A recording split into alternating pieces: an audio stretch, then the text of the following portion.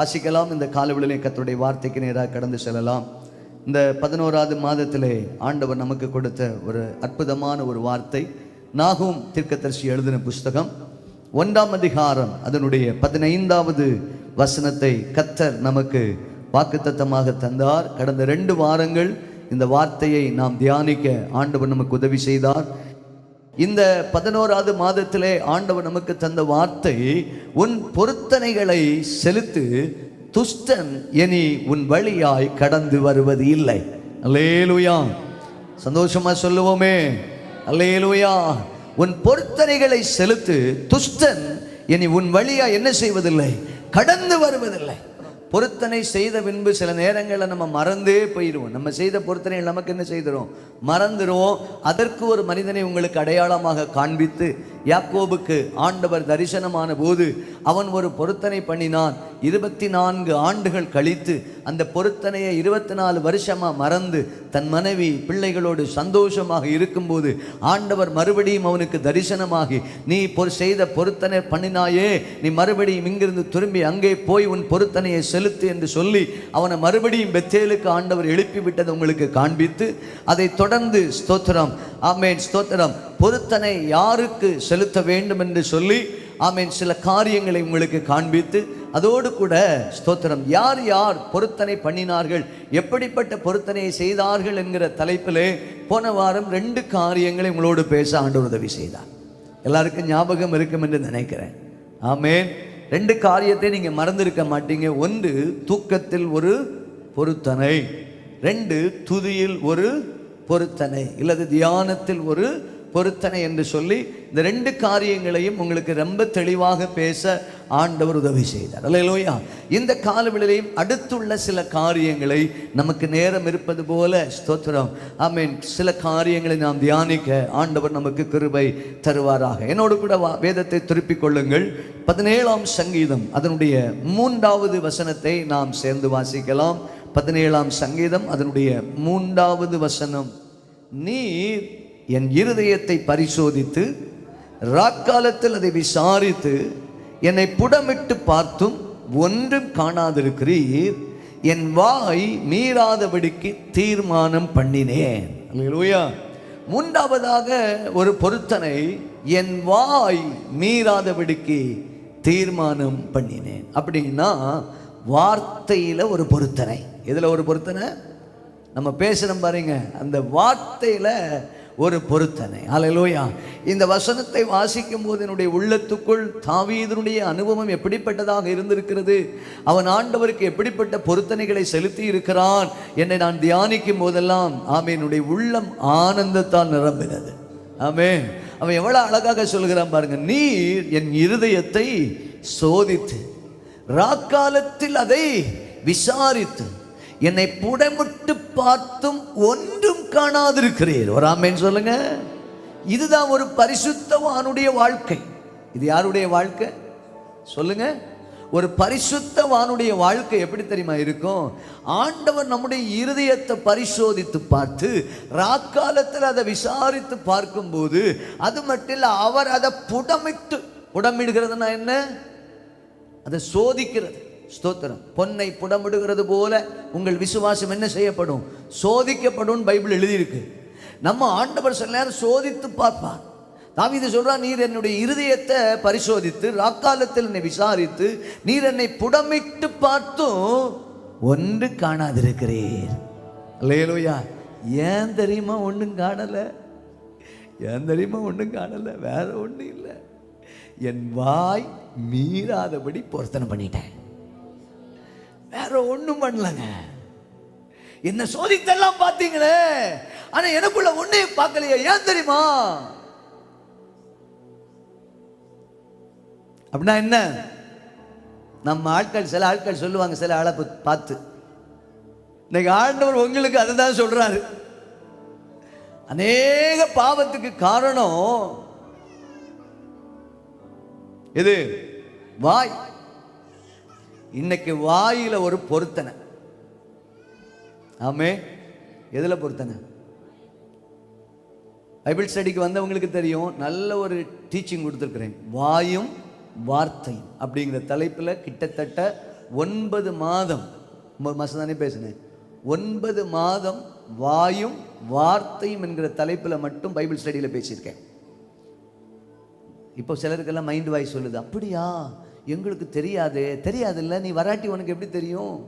நீ தெரியவே வேண்டாம், கொஞ்ச நாள் கழிச்சு சொல்லுவீங்க பரலோகம் எங்களுக்கு தெரியலையே. தெரியாதுல்ல, அதான் நம்ம எதுக்குமே வரலையே, வந்தாதானே தெரியும். நம்ம வரமாட்டேன்று பாஸ்டர் கொஞ்சம் ஸ்ட்ரிக்டாக பேசுகிற மாதிரி இருக்கும். ஸ்ட்ரிக்டாக தான் பேசி ஆகணும். லேலூயா சொல்ல மாட்டேன்றீங்களே, லேலூயா.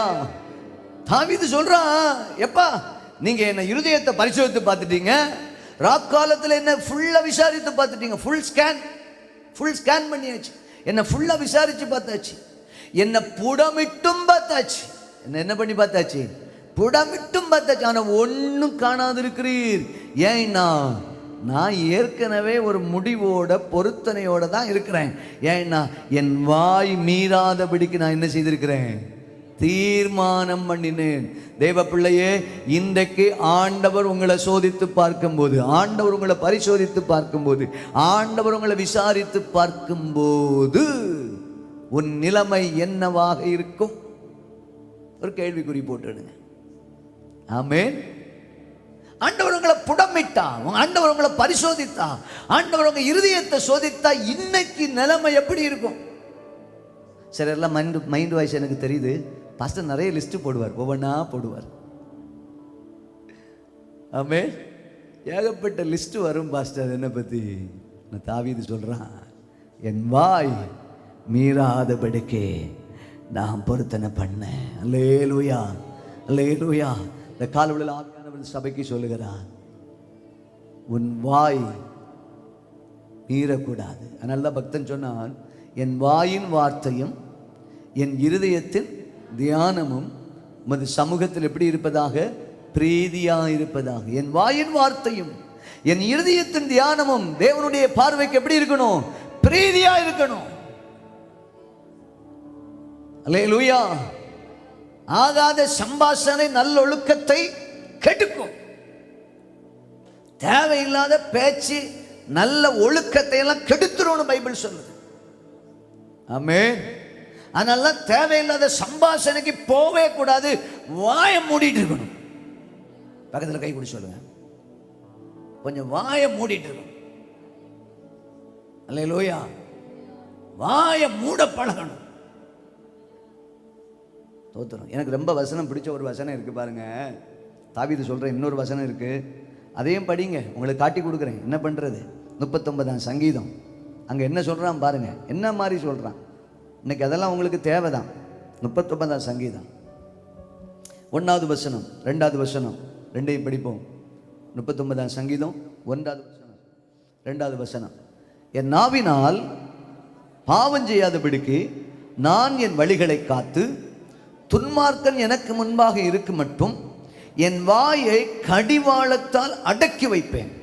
நான் மௌனமாகி ஊமையனாயிருந்தேன், நலமானதையும் பேசாமல் அமர்ந்திருந்தேன், ஆனாலும் என் துக்கம் அதிகரித்தது. பேசாதவனுக்கே இவ்வளவு துக்கம்னா பேசின உங்களுக்கு எவ்வளவு வரும்? அல்லேலூயா.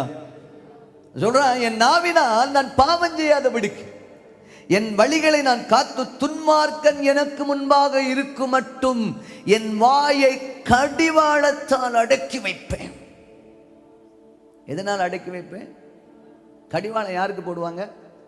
குதிரைக்கு போடுவாங்க. குதிரைக்கு போடுற கடிவாளம் இன்னைக்கு விசுவாசிகளுடைய வாய்க்கு போடப்படுவதாக. அல்லேலூயா. குதிரைக்கு ஏன் கடிவாளம் போடுறோம்?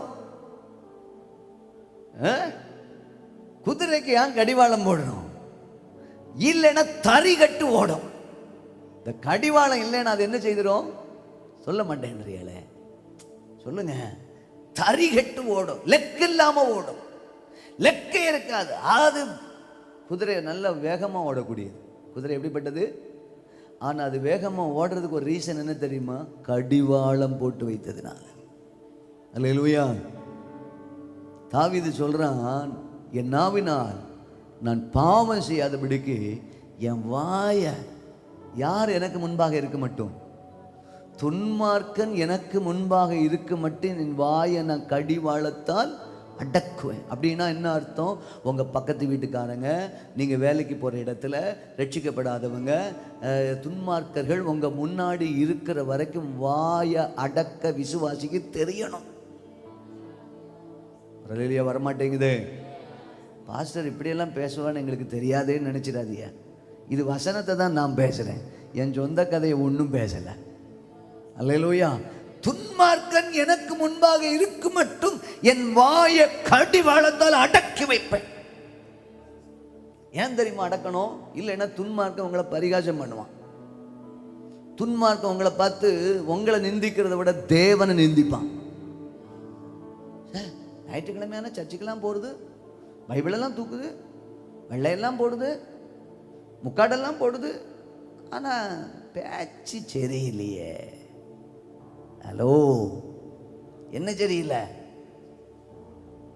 பேச்சு சரியில்லையே. அல்லேலூயா. வார்த்தை சரியில்லையே. வாயில வாரதெல்லாம் வித்தியாசம் இல்லாம இருக்கு. விசுவாசிக்குரிய எந்த அறிகுறியும் இல்லையேன்னு சொல்லக்கூடாது. ஆமென். ராமன் வராதே. நல்ல வார்த்தையெல்லாம் சொல்லும்போது அல்லேலூயா சொல்ல மாட்டீங்களே. அல்லேலூயா. வாயை கொஞ்சம் கடிவாளத்தால் என்ன செய்யணுமா? அவன் சொல்றான், நான் மௌனமாகி ஊமையனா இருந்தேன். நான் மௌனமாகி ஊமையனாகவும் இருந்தேன், நலமானதையும் பேசாமல். ஒரு விசுவாசிக்கு அழகு என்ன தெரியுமா? ஒரு சிரிப்பு மட்டும்தான் இருக்கணும். அல்லேலூயா. ரொம்ப நேரம் பேசக்கூடாது. நான் எல்லாம் சில நேரம் அப்படித்தான். நிறைய பேர் பேசுவாங்க, அப்படி சிரிச்சுட்டு அப்படி அமைதியாக போயிட்டே இருந்துடும். ஆமென். ஸ்தோத்திரம். அந்த சிரிப்பிலே எல்லாம் அடங்கிடும். அதுக்காக முகத்தை கருக்கிறது இல்லை, அந்த சிரிப்பு தான். சில நேரம் என்ன பேசணும் இப்படி கேட்கணும், இப்படி என்ன செய்யணும், நம்ம திருப்பி பேசக்கூடாது. அல்லேலூயா. பேச போனால் விசுவாசம் கெட்டு போயிடும். அல்லேலூயா. இன்னைக்கு விசுவாசிக்கு ஆண்டவர் சொல்றார், வார்த்தையில் ஒரு பொருத்தனை. உன் வாயை மீறாதபடிக்கு தீர்மானம் பண்ணணும். கெட்ட வார்த்தை வாயில வருதா, இன்னைக்கு கடிவாளம் போடணும். குண்டனி வருதா, கடிவாளம் போடணும். அவிசுவாசமான வார்த்தை வருதா, கடிவாளம் போடணும். ஆமென். சொல்ல மாட்டேன்றியட, கடிவாளம் போடணும், அடக்கணும். வாயை அடக்க தெரியணும் ஒரு விசுவாசிக்கு. வார்த்தைய அளந்து பேசணும். ஆமென். வார்த்தை எப்படி பேசணும்? ஊமையா இருக்க வேண்டிய இடத்துல சொல்லுங்க,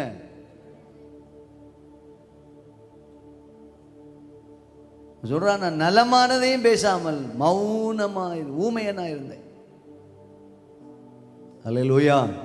கால உள்ள ஆண்டவர் சொல்ற, வார்த்தையில ஒரு பொருத்தனை. ரெண்டாவது, வார்த்தை ரொம்ப சுருக்கமா இருக்கணுமா? பிரசங்கி 5ஆம் அதிகாரம், பிரசங்கின் புஸ்தகம் 5ஆம் அதிகாரம் 2வது வசனத்தில் சொல்றாரு,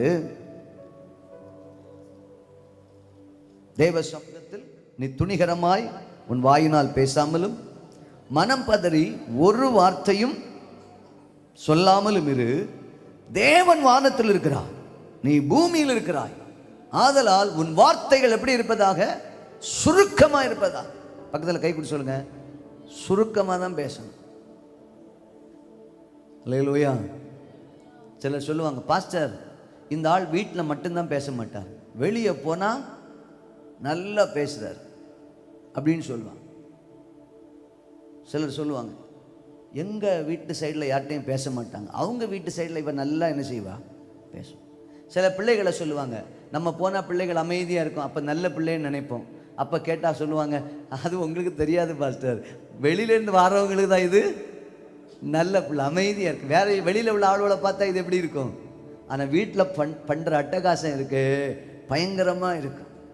சில ஆளுகளை நம்ம இப்படி தான் ஏமாந்து போயிடுவோம். பார்த்த உடனே நம்ம நினைப்போம், ஓ இவர் நல்லவர்னு நினைப்போம். ஆனால் வீட்டில் தான் என்ன அட்டகாசம் நடக்குதுன்னு தெரியும். வெளியில் ஆட்களுக்கெல்லாம் எப்படி சொல்ல மாட்டேன்றீங்க, நல்லவருப்பா, இவரை போல ஆள் உண்டா அப்படின்னு நினைப்பாங்க. ஸ்தோத்திரம், அல்லேலூயா. அதுக்காக ஊமையாக இருக்கணும்னு போயிட்டு இன்னைக்கு வீட்டுக்கு போனோன்னா கொஞ்சம் தண்ணியை ஊற்றி வச்சுட்டு அப்படி உட்காந்துடாதீங்க. அப்புறம் மனைவி தண்ணியை தூக்கி தலையில் ஊற்றிட போகிறா. ஸ்தோத்திரம். பேச வேண்டியதுக்கு என்ன செய்யணும்? ஆனால் இன்னைக்கு பிரசங்கம் கேட்டாச்சு, நான் பாஸ்டர் என்கிட்ட ஊமையாக இருக்க சொல்லிட்டாரு. அதனால் இனி எப்போ பார்த்தாலும் செம்பில் ஒரு கப்பு தண்ணியை ஊற்றிட்டு புருஷன் வந்து ஏய் சாப்பாடு வச்சியா மனைவி வந்து புருஷன் எப்பா என்ன இன்னைக்கு மீன் கொண்டு குழம்பு கொண்டு வாங்கலாம் அப்படி இருந்துட்டாங்க. பேச வேண்டியதுக்கு என்ன செய்யணும்? பேச. ஆனால் வாய் மீறாதபடிக்கு என்ன செய்யணும்? சொல்ல மாட்டேன்றியால. உங்கள் வாய் மீறாதபடிக்கு பேசணும். என் வாயின் வார்த்தைகளும் என் இருதயத்தின் தியானங்களும் தேவனுக்கு எப்படி இருக்கணும்? பிரீதியாக இருக்கணும். அல்லேலூயா. ஏன்னா தேவன் வானத்தில் இருக்கிறார், நான் பூமியில் இருக்கிறேன்.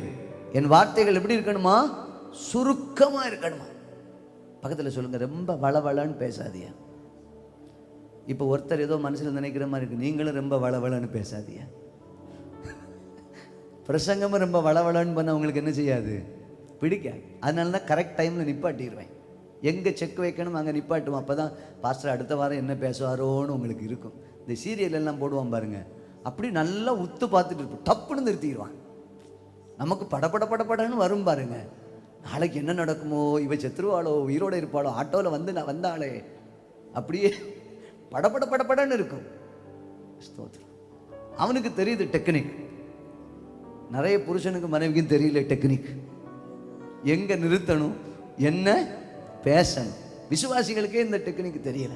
இன்னைக்கு ஆண்டவர் சொல்றாரு, வாய் வார்த்தை சுருக்கமாக இருக்கணும். அல்லேலூயா.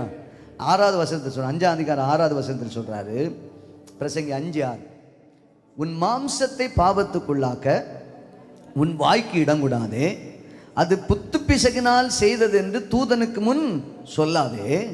தேவன் உன் வார்த்தைகளினாலே கோபம் கொண்டு உன் கைகளை கிரியையை அழிப்பானே. என்ன மாதிரி வசனம் இருக்கு பாருங்க. உன் மாம்சத்தை பாவத்துக்குள்ளாக்க உன் வாய்க்கு இடம் கொடுக்காத. உன்னை புரிஞ்சிடுங்க, நம்ம மாம்சத்தை, நம்முடைய சரீரத்தை பாவத்துக்குள்ளாக்குகிறது எதுதான்? வாயின் வார்த்தை. ஆண்டவர் சொல்றாரு, உன் மாம்சத்தை பாவத்துக்குள்ளாக்க உன் வாய்க்கு என்ன செய்யாத? இடம் கொடாத. நீ புத்தி பிசகினால் செய்ததுன்னு சொல்லி தூதனுக்கு முன்ன சொல்லாத. தேவன் உன் வார்த்தைகளினாலே கோபம் கொண்டு உன் கைகளின் கிரியையை அழிப்பானே. நீங்க பேசுற வார்த்தை ஆண்டவருக்கு பிரியம் இல்லைன்னா சில நேரம் உங்க கைகளின் கிரியையை ஆண்டவர் அழிச்சே போயிடுவார். ஆமே. நம்ம வாழ்க்கையில எதுவுமே வாய்க்காமல் போயிடும். அதனால தேவனுடைய பிள்ளைகள் ஒன்றை புரிந்து கொள்ளணும், வார்த்தையிலே ஒரு பொருத்தனையோடு இருக்கணும். அல்லேலூயா. என் வாய் என்ன செய்யக்கூடாது? மீறக்கூடாது. மல்கியா தீர்க்கதரிசி 2ஆம் அதிகாரம் அதனுடைய 17வது வசனத்திலே மல்கியா தீர்க்கதரிசியை கொண்டு ஆண்டவர் சொல்லும்போது சொல்லுகிறார், நீங்கள் எதனால் என்னை வருத்தப்படுத்துகிறீர்கள் என்றால் 2ஆம் அதிகாரம் அதனுடைய 17வது வசனத்தை சொல்லுகிறார், உங்கள் வார்த்தைகளினாலே கர்த்தரை வருத்தப்படுத்துகிறீர்கள், ஆனாலும் எதனாலே அவரை வருத்தப்படுத்துகிறோம் என்கிறீர்கள். பொல்லாப்பை செய்கிறவன் எவனும் கர்த்தரின் பார்வைக்கு நல்லவன் என்றும் அப்படிப்பட்டவர்கள் பேரில் அவர் பிரியமா இருக்கிறார் என்றும் நியாயம் தீர்க்கிற தேவன் எங்கே என்று நீங்கள் சொல்லுகிறதுனாலே. ஆண்டவர் சொல்ற, உன்னுடைய வார்த்தையினால நீ என்னென்ன செய்கிற? வருத்தப்படுத்துகிற. ஆமென். அல்லேலூயா சொல்லுங்க. உங்க வார்த்தை யாரை வருத்தப்படுத்தக்கூடாது? கர்த்தரை வருத்தப்படுத்தக்கூடாது. நம்முடைய வாயிலிருந்து புறப்படுகிற வார்த்தை கர்த்தரை வருத்தப்படுத்தக்கூடாது. ஆண்டவர் மல்கியா தீர்க்கதரிசியை கொண்டு தெளிவாய் சொல்ல, உங்கள் வார்த்தைகளினாலே என்னை நீங்கள் என்ன செய்கிறீர்கள்? வருத்தப்படுத்துகிறீர்கள். ஆனாலும் இதனால தான் அவரை வருத்தப்படுத்தணும்னு உங்களுக்கு தெரியாம இருக்கிறீங்க. நாங்க எதுல அவரை வருத்தப்படுத்தணும்னு கேட்டுட்டு இருக்கிறீங்க. பக்கத்தில் சொல்லுங்க, நீங்க ஆண்டவர் அநேக நேரம் உங்க வார்த்தையினால தான் வருத்தப்படுத்துறீங்க. சொல்ல மாட்டேன்றீங்க. எல்லாரும் என்னையே ஆண் பார்த்துட்டு இருக்கீங்க. எங்க பாஸ்டர் சொல்றதுக்கு சொல்லுங்க, இது முக்கியமான பிரசங்கம். சொல்லுங்க. அல்லேலூயா. உங்கள் வார்த்தையினால் தேவன் என்ன செய்கிறீர்கள்? வருத்தப்படுத்த. ஆனா நீங்க என்ன சொல்றீங்க? நாங்க எங்க ஆண்டவரை வருத்தப்படுத்தணும்? நாங்க எப்ப ஆண்டவரை வருத்தப்படுத்தணும்? அநேக நேரம் நம்ம சொல்றது அதுதான். அல்லேலூயா. மல்கியா தீர்க்கதரிசியை கொண்டு இஸ்ரவேல் ஜனங்களுக்கு ஆண்டவர் தீர்க்கதரிசனம் உரைக்கும் என்று சொல்றாரு. உன் வார்த்தை தான்ப்பா என்ன வருத்தப்படுத்தி இருக்கு. என்ன வார்த்தை? உன் அவிசுவாசமான வார்த்தை, அல்லேலூயா, நான் விரும்பாத வார்த்தை. ஆமே, சொல்ல மாட்டேன்றீங்களே. நீ பண்ணின அந்த பொருத்தனையின் வார்த்தையை அவமதிக்கும் போது அது எனக்கு வேதனையா இருக்குது, வருத்தமா இருக்குது. ஆமே, திருமணத்தில் பார்த்தீங்கன்னா கல்யாணம் பண்ணும்போது பார்த்தீங்கன்னா எல்லாரும் ஒரு பொருத்தனை பண்ணுவாங்க. எப்படி பொருத்தனை பண்ணுவாங்க? வார்த்தையினால பொருத்தனை பண்ணுவாங்க. எப்படி பொருத்தனை பண்ணுவாங்க? வார்த்தையினால். என்ன வார்த்தையினால? வாழ்விலும் தாழ்விலும் சுகத்திலும் சுகவீனத்திலும் மரணம் நம்மை பிரிக்கும் வரை நான் உன்னுடைய மனைவியாக இருப்பேன், நான் உன்னுடைய புருஷனாக இருப்பேன் அப்படின்னு ஒரு பொருத்தனை பண்ணுவோம். எதனால பொருத்தனை பண்ணுவோம்? சொல்ல மாட்டேன்றீங்க. வாயின் வார்த்தையினால. இந்த வாயின் வார்த்தையினால பொருத்தனை பண்ணிட்டு அதை நம்ம மீறுறோம் பாருங்க, அது தேவனை வருத்தப்படுத்துகிறது. அல்லேலூயா. அநேக பிள்ளைகள் வார்த்தையினால தான் தேவனை வருத்தப்படுத்திட்டு இருக்கிறோம். நம்ம நினைக்கிறோம், நான் எங்க ஆண்டவரை வருத்தப்படுத்தினேன், நான் சர்ச்சுக்கு போறேன், நான் ஜெபம் பண்றேன், நான் ஒழுங்கா காணிக்கை கொடுக்குறேன், எல்லாமே செய்கிறேனே, ஊழியம் செய்கிறேனே, எல்லாம் தானே செய்ய, நான் எங்க ஆண்டவரை வருத்தப்படுத்துறேன். ஆண்டவர் சொல்ற, நீ பேசுற வார்த்தையே எனக்கு வருத்தப்படுத்துது. அல்லேலூயா. உன் வார்த்தை என்னை வேதனைப்படுத்துகிறது, உன் வார்த்தை என்னை துக்கப்படுத்துகிறது. அல்லேலூயா.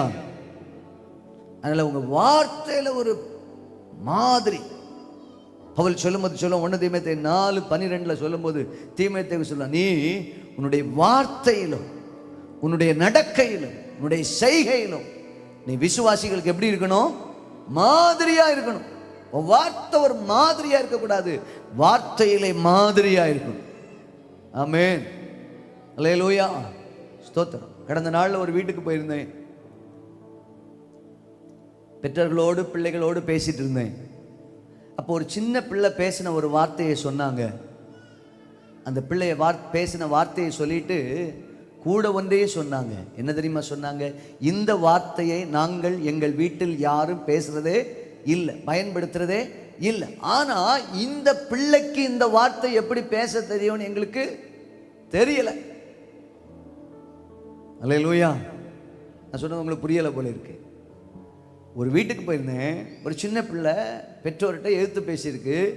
ஆனால் அந்த பிள்ளை பேசின அந்த வார்த்தையை பெற்றோர் வீட்டில் பயன்படுத்தவே இல்லை. அந்த வீட்டில் உள்ள யாரும் பயன்படுத்தும். ஆனால் அந்த பிள்ளை பேசுது, இது எப்படி பேசுதுன்னு தெரியலேன்னு சொல்றாங்க. அல்லேலூயா. இதே போலதான் நம்முடைய விசுவாசம். நம்ம நிறைய பேசுவாங்க, பேசி நம்ம சொல்லுவோம், நானா அப்படி பேசினேன். சில ஆட்கள் சொல்லுவாங்க, நீ பேசுனதை என்ன செய்திருக்கணும்? ரெக்கார்ட் பண்ணி வச்சு பேசணும், போடணும். ஆமென். சொல்ல மாட்டேன்றீங்களே. நம்ம பேசுனதை நம்மளே கொஞ்ச நேரத்தில் என்ன செய்திருவோம். ஆனால் எதிரில் ஒருத்தர் கேட்டிருப்பாரு பாருங்க, அவர் மறக்க மாட்டார், அவங்க மறக்க மாட்டாங்க. 27 வருஷத்துக்கு முன்னாடி பேசுனது கூட இப்போ பேசுவாங்கங்க. 40 வருஷத்துக்கு முன்னாடி பேசுனது கூட இன்னைக்கு வரைக்கும் பேசுவாங்கங்க. அவங்க மறக்க மாட்டாங்க. நான் பேசுனவங்க என்ன செய்திருப்பாங்க. இதே போல தான் ஆண்டவர் சொல்றாரு, நீ பேசுவ மகளே, ஆனால் நான் அதை என்ன செய்ய மாட்டேன். அதெல்லாம் எங்க தெரியுமா கொண்டு வந்து நிறுத்துவேன்? நியாய தீர்ப்புல கொண்டு வந்து நிறுத்துவேன். உன் வாயின் வார்த்தை நான் எங்க கொண்டு வந்து நிறுத்துவேன் தெரியுமா? நியாய தீர்ப்புல நிறுத்துவேன். அதனால தான் மத்தேயு 12:36-37 சொல்லப்பட்டிருக்குது, வீணான வார்த்தைகள் யாவையும் குறித்து நியாய தீர்ப்பின் நாளிலே கணக்கு ஒப்புவிக்கணும். 37வது வசனத்தை படிங்க. 12:37. ஏனெனில் உன் வார்த்தைகளினாலே நீதிமான் என்று தீர்க்கப்படுவாய், அல்லது உன் வார்த்தைகளினாலே நீ குற்றவாளி என்று தீர்க்கப்படுவாய். ஆமென் சொல்லுங்க. மத்தேயு 12:36-37 தெளிவா சொல்லி. எதுதான் உங்களை குற்றப்படுத்தும்? உங்க தீர்ப்பு எதுல தெரியுமா வரும்? வார்த்தை. நீ கோர்ட்டுக்கு போனா சொல்லுவாங்க, வக்கீல் சொல்லுவான், இதெல்லாம் படிச்சு பார்த்துக்க, வார்த்தை என்ன செய்யக்கூடாது, மாற்றி சொல்லிடுறது. தெளிவாக சொல்லி. ஏன்னா இவன் சொல்கிற வார்த்தையை தான் ஜட்ஜி அப்படியே பார்த்துட்டு கரெக்டாக எழுதிட்டே இருப்பார். ஒரு வார்த்தை பிசகிச்சுன்னா தீர்ப்பை என்ன செய்திடும், மாற வாய்ப்பு. ஆண்டவர் சொல்றாரு, உன் வாயின் வார்த்தைகள் தான் உன்னை நீதிமானாவும் தீர்க்கும், உங்கள் வாயின் வார்த்தைகள் உங்களை குற்றவாளியாக தீர்க்கும். ஆகவே ஆண்டவர் சொல்ற, உன் வாயின் வார்த்தைகள் மீறாதபடிக்கு இன்றைக்கு ஒரு பொருத்தனை தேவை. எத்தனை பேருக்கு தேவை இன்னைக்கு? சங்கீதக்காரன் சொல்றான், கர்த்தாவே என் வாய்க்கு காவல் வையும். என் வாய்க்கு என்ன வையும்? காவல் வையும். வாய்க்கு ஒரு காவல், ஒரு தேவை. இன்னைக்கு ஆண்டவர் சொல்றாரு, ஒரு தேவ பிள்ளையினுடைய வாயின் வார்த்தையில் ஒரு பொருத்தன். ஆண்டவரே, தேவையில்லாத வார்த்தை பேச மாட்டேன், கெட்ட வார்த்தை பேச மாட்டேன், புறங்குறுகிற வார்த்தை பேச மாட்டேன், பெருமை உள்ள வார்த்தைகளை பேச மாட்டேன், பிறருக்கு விரோதமான வார்த்தைகளை பேச மாட்டேன், வம்பு வார்த்தைகளை பேச மாட்டேன், தூஷணமான வார்த்தைகளை பேச மாட்டேன். அப்படிப்பட்ட வார்த்தைகளெல்லாம் என் வாயிலிருந்து பிறக்கக்கூடாதுப்பா. நான் பிறக்காதபடிக்கு நான் இன்னைக்கு ஒரு பொருத்தனை பண்ணுறேன்னு சொல்லி ஒப்பு கொடுக்கணும். அல்லேலூயா. எத்தனை பேர் இன்னைக்கு அதை செய்ய விரும்புகிறீங்க? அல்லேலூயா. அப்படி நீங்கள் செய்தீங்கன்னா உங்களுக்கு ஆசீர்வாதம், உங்களுக்கு ஆசீர்வாதம். ஆண்டவர் சொல்றார், உன் வாய் மீறக்கூடாது. ஸ்தோத்திரம். அவர் என்னை பரிசோதித்து பார்த்தார், என் இருதயத்தை பரிசோதித்து பார்த்தார், ராக்காலத்தில் என்னை விசாரித்து பார்த்தார், என்னை சோதித்து பார்த்தார், என்னை புடமிட்டு பார்த்தார். ஆனா நான் என் வாய் மீறாதபடிக்கு தீர்மானம் பண்ணினேன். அல்லேலூயா சொல்லுங்க. இந்த காலையில் ஆண்டவர் சொல்றாரு, உங்க வாய் மீறாதபடிக்கு கர்த்தர் உங்களை பாதுகாப்பாராக. இதிலிருந்து ஒரு தீர்மானம் பண்ணிடுங்க. வாயில தேவையில்லாத வார்த்தைகள் என்ன செய்யக்கூடாது? பேசக்கூடாது. ஆண்டவருக்கு பிரியமில்லாத எந்த வார்த்தையும் பேசக்கூடாது. வள வள வளன்னு பேசாதீங்க. ஸ்தோத்திரம். சொற்கள் மிகுதியால் பாவம் இல்லாமல் போகாது அப்படின்னு பைபிள் தெளிவாக சொல்லியிருக்கு. அல்லேலூயா. அதனால நம்ம வாயில ஒரு வார்த்தையில ஒரு பொருத்தனை பண்ணி தேவையில்லாத எந்த வார்த்தையும் பேசாம நம்ம வாய்க்கு ஒரு கடிவாளம் போட்டு காவல் வைக்க கர்த்தர் நமக்கு கிருபை தருவாரா.